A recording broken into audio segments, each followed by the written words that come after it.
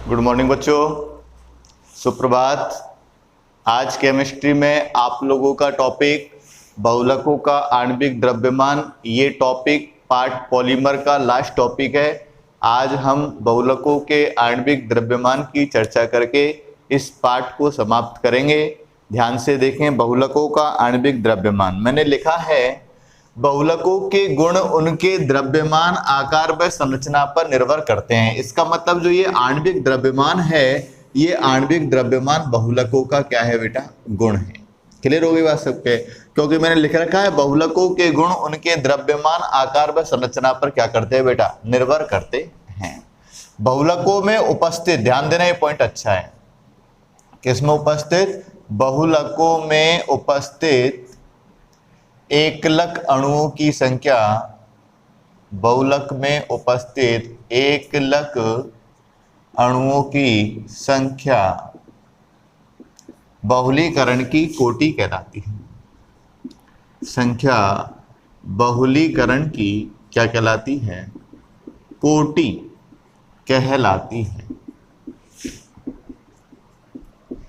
किसकी संख्या की बात हो रही है, एकलक अणुओं की संख्या बहुलीकरण की क्या कहलाती है, कोटि कहलाती है। मतलब जो n का मान है, n का मान 2 हो, n का मान 3 हो, n का मान 4 हो, 5 हो, 6 हो, तो वो सभी संख्याएं बहुलीकरण की क्या कहलाती है, कोटि कहलाती है। आप लोगों ने जब किसी भी प्रकार का बहुलक बनाया होगा तो उसके सामने एक n प्रतिदर्श लगाया था। उस n का मतलब क्या होता है, n का मतलब होता है नंबर, और नंबर का मतलब संख्या। तो एकलक अणुओं की जितनी भी संख्याएं होंगी वो सभी संख्याएं बहुलक क्या कहलाएगी, बहुलीकरण की कोटि। क्लियर बात सबके यहां तक? तो बहुलीकरण की कोटि की कोई आप लोगों से परिभाषा पूछे तो बता देना, बहुलक अणु में या बहुलक में उपस्थित एकलक अणुओं की संख्या बहुलीकरण की क्या कहलाती है, कोटि कहलाती है। ध्यान रखना इस पॉइंट को, ज्यादा पॉइंट की चर्चा हम करेंगे नहीं।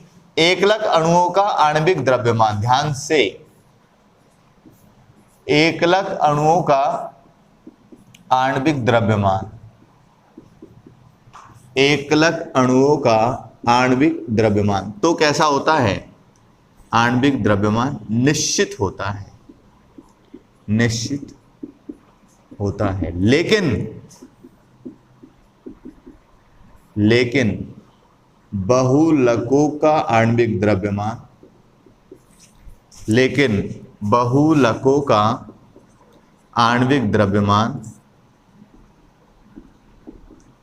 आणविक द्रव्यमान निश्चित नहीं होता है, निश्चित नहीं होता है।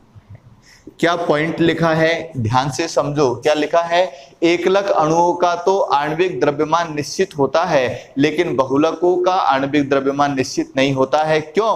क्योंकि सर बहुलकों का निर्माण 2 या 2 से अधिक एकलक इकाइयों के जुड़ने से होता है। यदि एकलक इकाइयों की संख्या हमें पता हो तो 2 भी हो सकती है, 3 भी हो सकती है, 4 भी हो सकती है, 5 भी हो सकती है, अनंत तक हो सकती हैं। इसका मतलब यह है कि बहुलकों का आणविक द्रव्यमान परिवर्तित होता रहेगा, अर्थात निश्चित नहीं होगा।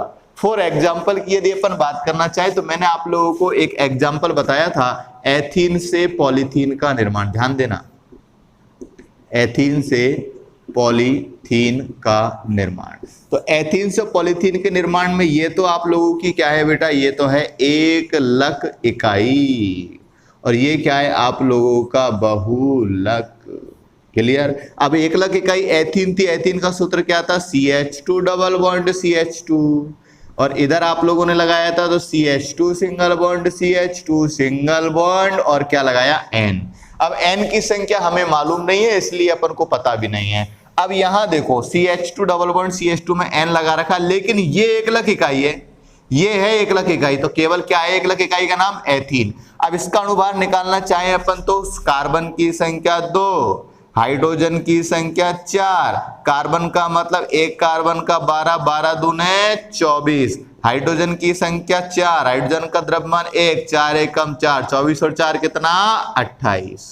तो एथीन का आणविक द्रव्यमान तो कितना आया आप लोगों का, 28, जो कि क्या है, निश्चित। लेकिन पॉलीथीन का आणविक द्रव्यमान निश्चित नहीं होगा। क्यों नहीं होगा? क्योंकि बहुलकों का निर्माण 2 या 2 से अधिक एकलक इकाइयों के पुनरावर्तन से होता है। क्लियर हो जानी चाहिए बात आप लोगों की। तो मैंने आप लोगों से क्या कहा? बहुलकों का आणविक द्रव्यमान, बहुलकों का आणविक द्रव्यमान बहुलकों का क्या है बेटा? गुण है।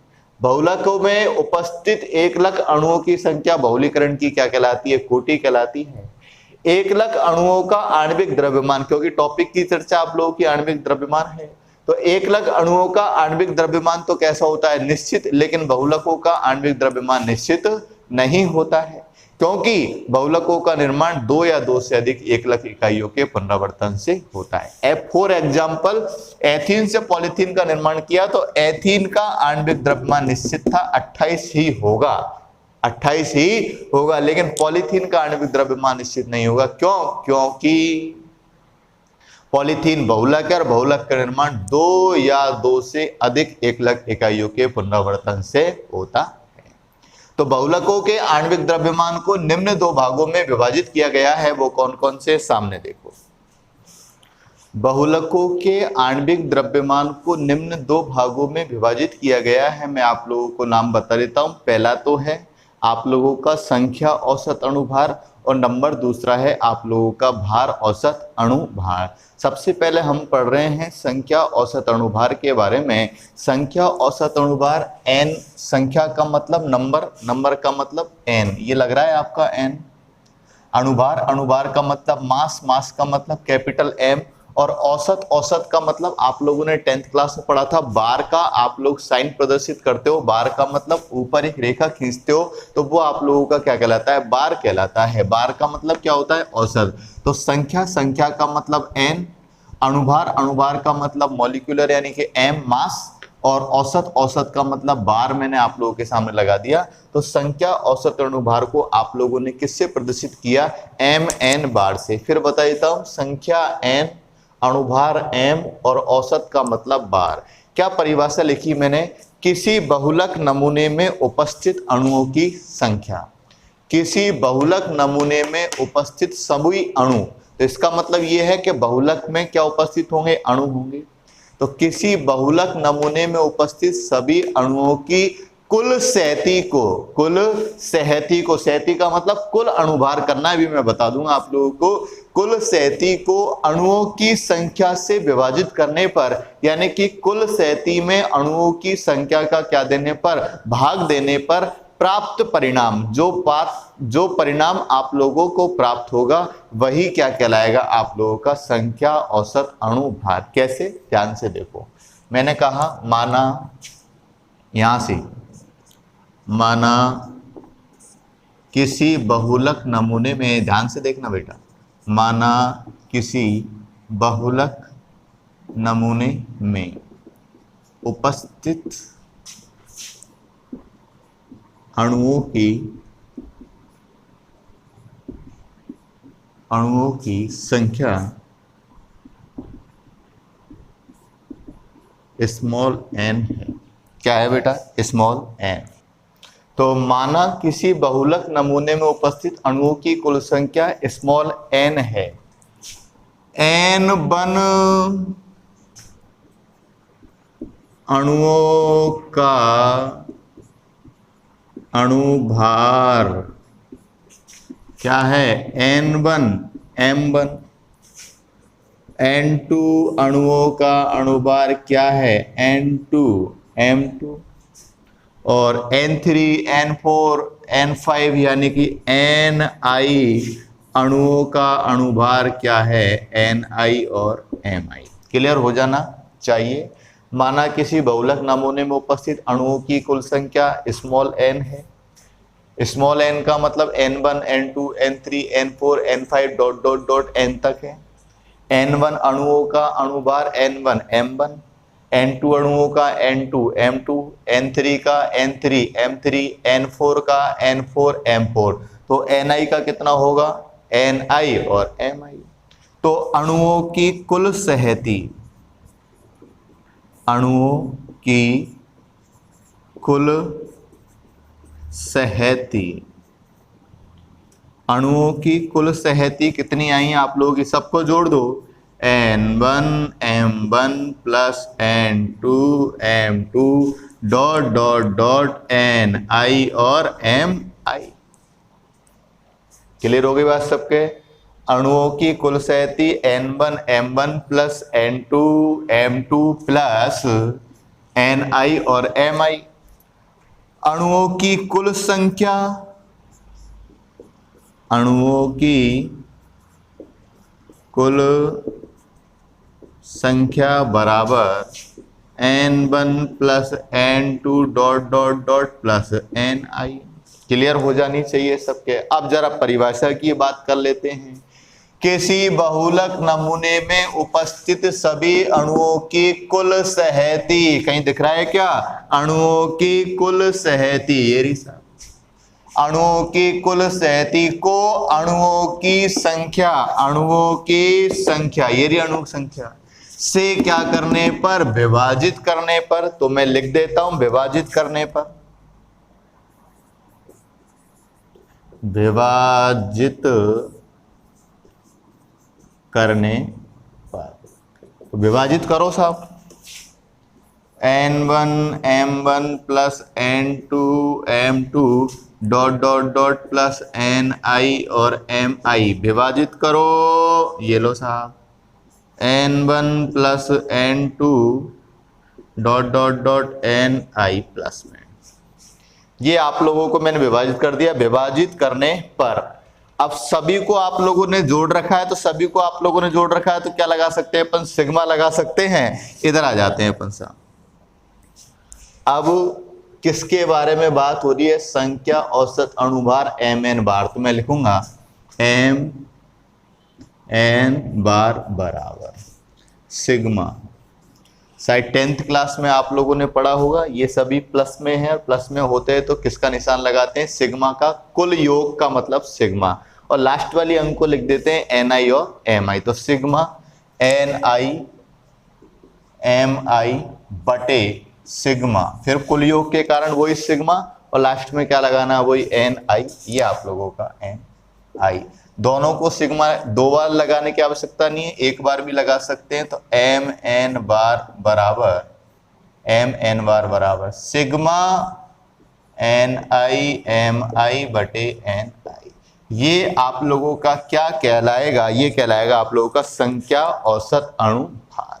तो ये आप लोगों का नंबर 1 प्रकार हुआ संख्या औसत अणुभार का। ध्यान से देखेंगे आप लोग सभी, क्या परिभाषा लिखी है, ध्यान से यहाँ देखो। मैंने कहा माना किसी बहुलक नमूने में उपस्थित अणुओं की कुल संख्या कितनी है? n है। n का मतलब n1 भी हो सकती है, n2 भी, n3 भी, n4 भी, और डॉट डॉट डॉट कितनी हो सकती है? ni भी हो सकती है। तो मैंने कहा n1 अणुओं का अणुभार क्या होगा? n1 m1। n2 का क्या होगा? n2 m2। n3 का क्या होगा? n3 m3। तो इसी प्रकार ni का क्या होगा? ni mi। अब परिभाषा की बात करें अपन, तो परिभाषा क्या लिख रही है? ध्यान से देखो। किसी बहुलक नमूने में उपस्थित सभी अणुओं की कुल सहती, तो मैंने जितने भी अणु थे उस अणुओं की क्या निकाल दी? कुल सहती। अणुओं के अणुभार की, अणुओं के अणुभार की कुल सहती कितनी आ गई आपकी? n1 m1 plus n2 m2 plus ni mi की संख्या से, सहती को अणुओं की संख्या से। तो ये आप लोगों की अणुओं की कुल संख्या से। कुल संख्या क्या है? n1 n2 प्लस ni जो भी है, संख्या से क्या करने पर? विभाजित। विभाजित का मतलब क्या देने पर? उसका भाग देने पर। मैंने भाग दे दिया। भाग देने पर प्राप्त परिणाम संख्या औसत अणुभार कहलाता है। तो बराबर में क्या लिखना था मुझे? mn बार लिखना था। बराबर कर दिया, सभी का योग हो रहा है तो सिग्मा लगा दिया ni mi। इधर भी योग हो रहा है सिग्मा सिग्मा ni बटे में लगा दिया। क्या निकल के आ गया आप लोगों का? संख्या औसत अणुभार। तो संख्या औसत अणुभार का मतलब क्या हो गया? समझ में आ गया सबके? क्लियर हो गई? Number 2 point. नेक्स्ट नंबर 2 प्रकार है आप लोगों का। पहला प्रकार तो हो गया था संख्या औसत अणुभार। सेकंड प्रकार है आप लोगों का भार औसत अणुभार। मैंने हेडिंग डाली है आप लोगों के, भार औसत अणुभार। अब ध्यान दो आप लोग, संख्या को तो मैंने नंबर से व्यक्त किया था तो इसलिए n आया था। यहाँ mn बार की जगह मैंने क्या लगाया है? mw बार। तो आपको पता है भार, भार का मतलब वजन, वजन का मतलब वेट की बात कर रहे हैं, वेट का मतलब w आ गया, इसलिए भार के स्थान पर तो w आया। औसत की जगह मैंने आपको बता दिया बार लगाना ही है, और अणुभार का मतलब मास हो ही गया आप लोगों का। तो वहां संख्या के स्थान पर तो n था और यहाँ भार के स्थान पर w था। तो आप लोगों के क्लियर हो जाना चाहिए m n, n का मतलब नंबर, नंबर का मतलब संख्या, तो वो तो संख्या औसत अणुभार हुआ। यहाँ m w, w का मतलब वेट, वेट का मतलब वजन, वजन का मतलब भार, तो यहाँ कौन सा हुआ बेटा, भार औसत अणुभार। उसकी परिभाषा और इसकी परिभाषा में थोड़ा सा ही अंतर है। इसकी परिभाषा देखो क्या लिख रहा है, किसी बहुलक नमूने में विभिन्न सहती वाले अणुओं के समूह की कुल सहती को, वहां भी इतना ही था, कुल कर लिया था, लेकिन यहाँ कुल सहती को इनके आणविक सहती से क्या करना है, गुणा करना है। उसमें गुणा नहीं करना था और इसमें आणविक सहती से क्या करना है, गुणा करना था। और फिर उस गुणनफल को क्या करना है, मुझे जोड़ना है। और जोड़ने पर, जोड़ना तो उसमें भी था, तो उधर भी जोड़ा, इधर भी जोड़ा, तो जोड़ने पर प्राप्त योगफल को सभी अणुओं की सहती से भाग दे रहे हैं यहाँ पर, और वहां आप लोगों ने अणुओं की संख्या से भाग दिया था। तो इसमें थोड़ा अंतर है, उसमें भी अंतर था, थोड़ा सा ध्यान रखें। मैं क्या लिख रहा हूं आप लोगों के लिए, पॉइंट ध्यान से रखें। माना किसी बहुलक नमूने में अणुओं की संख्या, अणुओं की संख्या क्या है, अणुओं की संख्या स्मॉल n है। क्लियर होगी बात सबके, स्मॉल n है। n1 अणुओं की सहती क्या है, n1 m1। n2 अणुओं की सहती क्या है, n2 m2।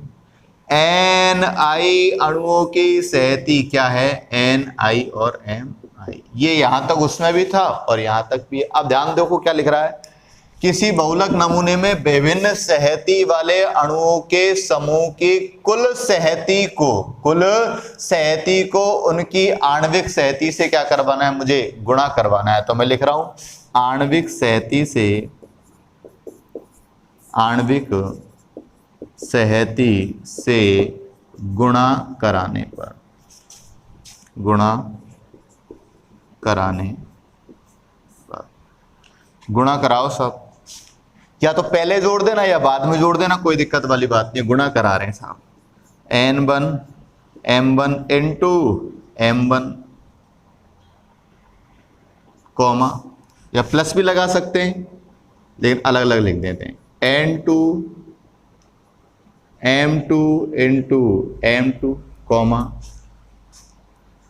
ni mi into mi।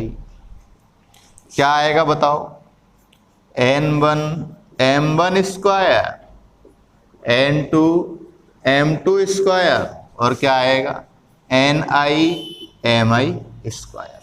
Clear भाई साहब। अब गुणनफल को, गुणनफल की सहती को जोड़ने पर, या गुणनफल की कुल सहती, गुणनफल की कुल सहती, अब कुल सहती को जोड़ दो, क्या दिक्कत है, n1 m1 square plus n2 m2 square dot dot dot plus ni mi square. ये आप लोगों के गुणनफल की कुल सहती आ गई साहब, आ गई, कोई दिक्कत। अब ध्यान दो, किसी बहुलक नमूने में विभिन्न सहती वाले अणुओं के समूह की कुल सहती को उनकी आणविक सहती से गुणा करने, आणविक सहती से गुणा कर लिया और कुल आ गई साहब आप लोगों की, आणविक सहती से गुणा करने पर तथा गुणनफल को जोड़कर, ये रहा साहब गुणनफल को जोड़ दिया अपन ने, गुणनफल को जोड़कर प्राप्त योगफल को सभी अणुओं की सहती से क्या देने पर भाग। तो जितने भी अणु थे उनकी अणुओं की कुल सहती जोड़ लो। ये तो गुणनफल की कुल सहती थी और यहां आप लोग अणुओं की कुल सहती, अणुओं की कुल सहती क्या है बताओ, n1 m1 plus n2 m2 dot dot dot ni और mi। ये अणुओं की कुल सहती है। अब कुल सहती से क्या देने पर, भाग देने पर, मतलब गुणनफल की कुल सहती में अणुओं की कुल सहती का क्या देना है, भाग। तो मैंने लिख दिया भाग देने पर, किसमें, गुणनफल की सहती में कुल सहती का भाग देना है। तो लिखेंगे अपन n1 m1 square plus n2 m2 square dot dot dot ni mi square, भाग दो n1 m1 plus n2 m2 dot dot dot plus ni और mi। भाग देने पर प्राप्त परिणाम को क्या बोलते हैं, भार औसत अणुभार। तो इसका मतलब किसके बराबर आएगा, भार औसत अणुभार के। तो बराबर करके लगाना है आप लोगों को, ये बराबर लगा दिया और बराबर करके क्या लगाना है आप लोगों को, एम डब्ल्यू और क्या लगाना है, बार, बराबर। टोटल योग हो रहा है, सिग्मा लगाना है किसके लिए, N I M I square के लिए, बटे टोटल हो रहा है, सिग्मा लगाना है, क्या लिखना है, एन आई और एम आई। दो बार सिग्मा लगाने की आवश्यकता नहीं है, एक बार लगा दो। ऊपर यहां लिख देता हूं ध्यान से, एक बार लगा देंगे तो क्या आएगा, एम डब्ल्यू बार बराबर sigma N I M I square बटे एन आई और एम आई। ये आप लोगों का क्या कहलाएगा बेटा, भार औसत अणुभार। क्लियर हो जानी चाहिए, सबकी बात को समझा देता हूं मैं। सबसे पहले तो इसमें आप लोगों को ध्यान से समझना, सबसे पहले तो इसमें आप लोगों को अणुओं की संख्या n1 या n, अणुओं की संख्या क्या है, n है, n1 अणुओं का अणुभार n1 m1, n2 का n2 m2, n3 का n3 m3 और लास्ट में डॉट डॉट डॉट ni और mi। उनके अणुभार को फिर अणुभार से गुणा कराओ, ये गुणा कराया देखो मैंने, आणविक सहती से गुणा कराने पर n1 m1 को m1 से, n2 m2 को m2 से, ni mi को mi से गुणा कराने पर क्या आया, n1 m1 square, n2 m2 square, ni mi square. अब उनकी जो गुणनफल है, उन गुणनफल की कुल सहती को मुझे क्या करना है, जोड़ना है। ये जोड़ दिया साहब, गुणनफल की कुल सहती में अणुओं की कुल सहती का क्या देना है, मुझे भाग देना है। तो ये गुणनफल की कुल सहती है और ये अणुओं की कुल सहती है, तो क्या देना है, भाग। भाग देने पर देखो ऊपर तो आया स्क्वायर वाला यानी गुणनफल वाला, और नीचे क्या है, अणुओं की कुल सहती, कुल सहती, दोनों में भाग दिया। भाग देने पर प्राप्त परिणाम आप लोगों का क्या कहलाएगा, भार औसत अणुभार। क्लियर हो गई बात सबके। अब दोनों के अपन क्या पढ़ लेंगे, उपयोग है, एक उपयोग की चर्चा कर लेते हैं नेक्स्ट। संख्या औसत अणुभार को तो आप लोग को परासरण दाब विधि से ज्ञात करना है, और भार औसत अणुभार को आप लोगों को प्रकीर्णन विधि से बात कर सकते हैं। तो मैं लाइन लिख देता हूं आप लोगों के, संख्या औसत अणुभार को, संख्या औसत अणुभार को तो किससे ज्ञात करेंगे अपन, परासरण दाब विधि से, परासरण दाब विधि से। क्लियर, विधि से क्या कर लेंगे अपन, ज्ञात करते हैं। और भार औसत अणुभार को आप लोग ज्ञात करेंगे प्रकाश प्रकीर्णन से। भार औसत अणुभार को किससे, प्रकाश प्रकीर्णन विधि से, प्रकाश प्रकीर्णन विधि से क्या करते हैं बेटा, ज्ञात करते हैं। ध्यान रख लेना, क्वेश्चन आ जाए कि साहब संख्या औसत अणुभार को कौन सी विधि से ज्ञात करेंगे, कि परासरण दाब विधि से ज्ञात कर सकते हैं, और भार औसत अणुभार को आप लोग किससे ज्ञात करेंगे, प्रकाश प्रकीर्णन विधि से आप लोग ज्ञात कर सकते हैं। लास्ट टॉपिक है आप लोगों का बहुपरिक्षेपण घातांक। बहुपरिक्षेपण घातांक आप लोगों का बहुलकों के आणविक द्रव्यमान में लास्ट टॉपिक है। इसकी आप लोगों को परिभाषा ज्ञात करनी है और उनके मान आप लोगों को ध्यान में रखना है। परीक्षा में कई बार पूछा जा चुका है, इसलिए थोड़ा सा ध्यान रखें। बहुपरिक्षेपण घातांक, सबसे पहले तो इसको इंग्लिश में क्या बोलते हैं, पीडीआई बोलते हैं। तो डायरेक्ट भी क्वेश्चन पूछ लेता है कभी कभी, पीडीआई का मान 1 होता है, 2 होता है, 0 होता है, क्या होता है वो अभी समझा देंगे। पीडीआई का मतलब पी से पॉली, डी से डिस्पर्सिटी और आई का मतलब इंडेक्स, पी का मतलब बहु, डिस्पर्सिटी का मतलब परिक्षेपण और इंडेक्स का मतलब क्या हो गया, घातांक हो गया। सिंपल सी परिभाषा है, मैं सूत्र भी लिख रहा हूं, देखो सूत्र से पता चल जाएगा। पी डी आई बराबर एम डब्ल्यू बार बटे एम एन बार। किसी बहुलक के भार औसत अणुभार व संख्या औसत अणुभार के अनुपात को, किसी बहुलक के भार औसत अणुभार व संख्या औसत अणुभार के अनुपात को अपन क्या बोलते हैं, बहुपरिक्षेपण घातांक। क्लियर हो गई। तो परिभाषा क्या आई आप लोगों के, परिभाषा क्या आई आप लोगों के, किसी बहुलक के भार औसत अणुभार व संख्या औसत अणुभार के अनुपात को पीडीआई कहते हैं। क्लियर हो जानी चाहिए। अब थोड़ा सा यहां देखो आप लोग, मैंने लिखा है पीडीआई बराबर एम डब्ल्यू बार बटे एम एन बार। क्लियर। अब क्वेश्चन आता है, प्रोटीन के पीडीआई का मान 1 होता है, प्रोटीन के पीडीआई का मान 1 होता है। कितना होता है, 1। तो आप लोग सोचो कि पीडीआई का मान 1 कब आ सकता है, जब ऊपर वाला और नीचे वाला बिल्कुल कैसा होगा, समान होगा। क्लियर हो गई बात सबके। पीडीआई का मान 1 कब आ सकता है, जब ऊपर वाले और नीचे वाले का मान बिल्कुल समान होगा। तो कैसे लिखेंगे अपन, प्रोटीन के पीडीआई का मान 1 होता है क्योंकि प्रोटीन के भार औसत अणुभार व संख्या औसत अणुभार का मान कैसा होता है बेटा, समान होता है। क्लियर हो गई बात सबके। 1 आने पर क्या होगा बेटा, एम डब्ल्यू बार और एम एन बार का मान कैसा होगा, समान। क्लियर हो गई बात सबके। तो कुछ चीजें मैं आपको समझा देता हूं, इधर ध्यान से देखना।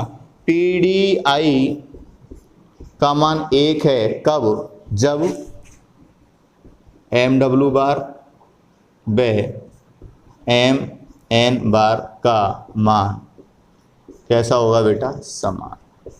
क्लियर हो जानी चाहिए। दोनों का मान समान हो, ऊपर 5 नीचे 5, 5 में 5 का भाग दिया 1 आ गया, इसका मतलब दोनों का मान समान है। अब सोचो कि पीडीआई का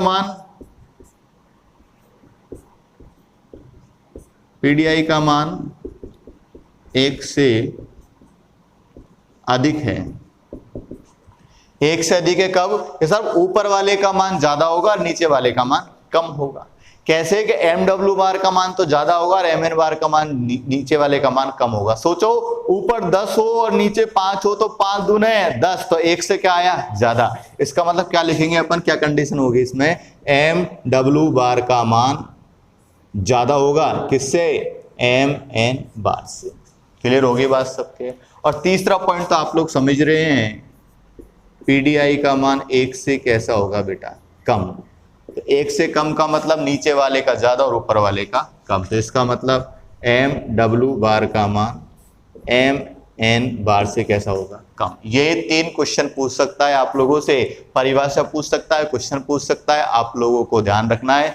ये पार्ट नंबर 15 पॉलीमर आप लोगों का समाप्त हो गया है। किसी प्रकार की कोई समस्या हो तो आप लोग पूछ सकते हैं। कल या तो इस पार्ट के क्वेश्चन आंसर की चर्चा कर लेंगे या फिर नेक्स्ट पार्ट चालू कर देंगे। धन्यवाद।